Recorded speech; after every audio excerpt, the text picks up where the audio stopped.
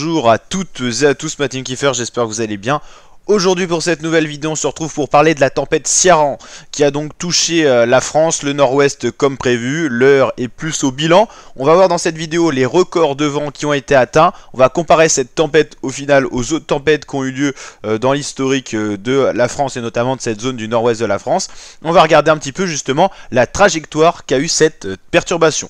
Donc comme prévu, la tempête Ciarán a coulissé de l'Amérique vers la France tout le long en fait de la zone séparant l'anticyclone des Astors de la zone plus dépressionnaire, entraîné par de jet stream assez forts, 300 à 350 km/h, et finalement donc la trajectoire était celle-ci.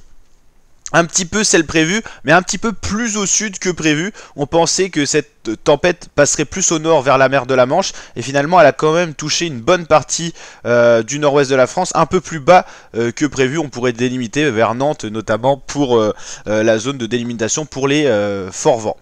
Donc voilà, la forte tempête elle a eu lieu tout au long de cette zone rouge. Donc cette tempête n'a pas réellement touché l'Angleterre. Quelques côtes anglaises ont quand même subi des grands vents, mais c'était surtout le nord-ouest de la France, faut bien comprendre. Il y a eu tout simplement des vents forts qui ont été signalés également dans la région parisienne et tout ça. Et voilà, un petit peu dans cette zone là, il y a eu quelques vents assez notables. Donc voilà la trajectoire qu'a fait la tempête. 955 HPA c'était le plus bas de pression, et puis voilà, maintenant elle coulisse vers le nord de la France et la Belgique en ce moment même. Donc voilà, et donc pour bien comprendre, voilà le rail de perturbation, c'est le courant d'altitude jet stream qui était très puissant, séparant l'air chaud de l'air froid, d'où cette tempête qui s'est creusée rapidement. On appelle ça bombe météorologique. Ça a donné lieu à de beaux clichés, notamment ici sur les côtes. Bon, il y a eu quand même pas mal de dégâts à certains endroits, notamment une grue qui s'est cassée à Brest. On a pu voir voilà le creux dépressionnaire avec ce tourbillon qui est remonté là en Angleterre. Mais voilà, c'est surtout ces trois départements qui ont été les plus touchés avec des vents records. On va justement regarder un petit peu ces vents records. Il y a une carte qui a été très bien réalisée. Voilà, le record de vitesse maximale, ça a été à la Pointe du Raz, où on a atteint les 207 km/h en rafale. Il y a eu également de belles rafales à Ouessant, 185 km/h. On a eu Pointe Saint-Mathieu, 193. Voilà, on a eu pas mal de grosses bourrasques. Vers Granville, on a eu du 171 à la Pointe du Roc. Longeville un peu plus dans les terres, 139. Vers Caen on a eu du 130 quand même, hein, des belles rafales. Il y a eu un 154 au cap de la Hève, plus encore au fond du Calvados.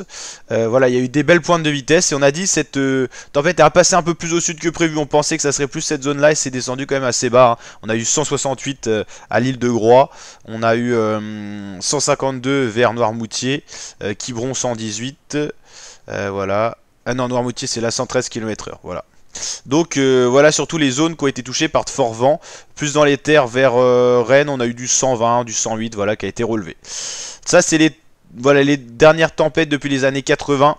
9 tempêtes classées comme exceptionnelles, et au niveau voilà de la vitesse du vent en rafale, elle se classe quand même plutôt pas mal. Ciarán, Xynthia reste au-dessus avec 238 km/h enregistré en février 2010. En 82 il y avait eu 216 au Mont Aigoual, ça c'est en Bretagne, c'est les monts d'Arrée. Voilà, il y a eu pas mal de gros vents, hein, quand même de signaler. Bon, après classement par rapport à la rafale, ça joue pas beaucoup. Par exemple Lothar et Martin c'était des tempêtes beaucoup plus graves parce qu'elles ont touché l'ensemble du territoire français, et il y a eu de nombreuses rafales super fortes. Mais si on regarde la plus forte, c'est 198 km/h quoi. Donc voilà.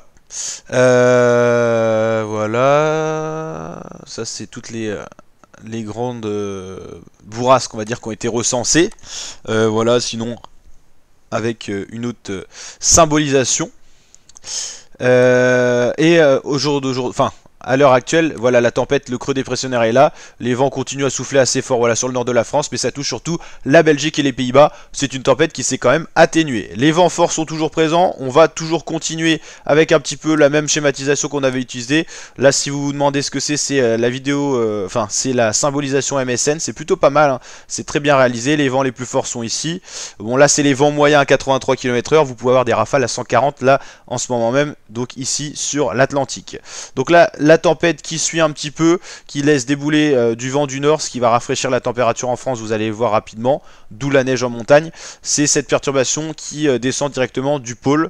Voilà, on passe par l'Islande, mais ça descend ouais, de Norvège, tout ça, du Danemark. Et hop, ça va toucher plus l'Espagne et le sud-ouest de la France.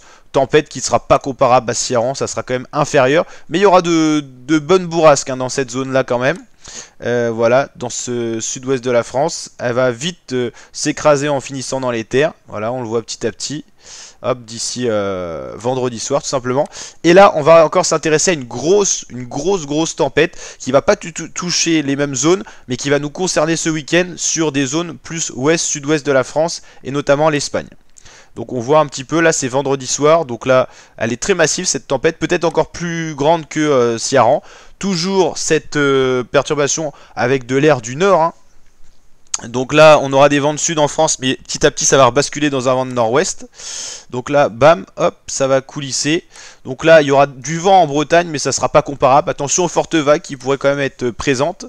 Mais voilà, on voit bien que ça va s'enfoncer beaucoup plus au sud que l'autre tempête. Et ça va toucher par exemple voilà, cette zone là du sud-ouest de la France. Attention au vent fort tout du long du bassin d'Arcachon, Mimizan, Pauillac, La Rochelle. Là ça va souffler fort une fois de plus.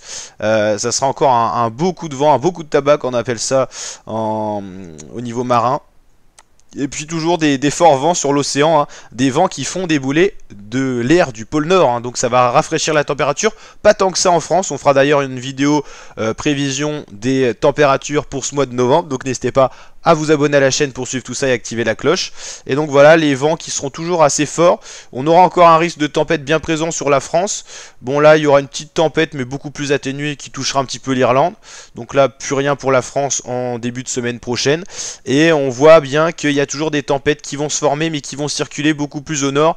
Et ça touchera par exemple les îles britanniques plus l'Irlande. Tempête bien plus atténuée que Ciarán. Il faut bien comprendre qu'on a eu une tempête qui était quand même très particulière parce qu'elle s'est creusée très rapidement, ce qui a renforcé les vents très rapidement. Donc là, pas comparable pour ces autres petites tempêtes qui ne toucheront pas la France, bien sûr. À part celle de ce week-end, on a dit que ça serait le sud-ouest de la France.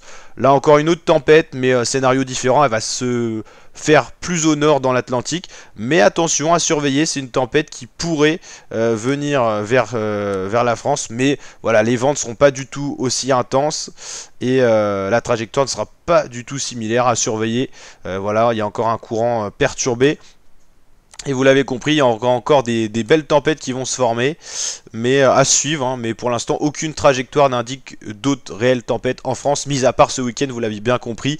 Mais ça ne sera pas du tout les mêmes régions touchées. Mais un océan Atlantique bien agité hein, en ce début d'hiver hein, météorologique, hein, le mois de novembre. Le vrai hiver sur le calendrier, c'est le 21 décembre, mais vous l'avez compris, ça sera bien agité. On fera un autre bilan pour voir l'évolution des températures pour le mois de novembre. Donc n'hésitez pas à vous abonner à la chaîne pour suivre tout ça. Likez la vidéo. N'hésitez pas à poser vos questions en commentaire. Et donc voilà, on aura suivi cet épisode de Ciarán du début à la fin. J'espère que ça vous aura plu. J'espère que ça vous avait aidé un peu à comprendre et également à vous alerter pour voilà, faire attention. Il y a eu quand même pas mal de blessés de recensés en France. Pas tant que ça. Grâce aux réseaux sociaux et notamment à toute l'actualité qu'il n'y avait pas par exemple pour la tempête 99.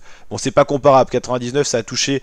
la tempête avait circulé ici au milieu de la France, donc ça avait touché toute la France. Les vents avaient été beaucoup plus tempétueux sur toute la France. Là c'était justement que le nord-ouest, et peut-être heureusement aussi c'était la nuit, donc pas beaucoup de gens dehors, et voilà, l'information est bien passée, donc ça a évité je pense le pire. En tout cas n'hésitez pas à liker la vidéo, le petit pouce bleu des familles, vous abonner, activer la cloche, et je vous dis à très bientôt ma team pour de prochaines vidéos.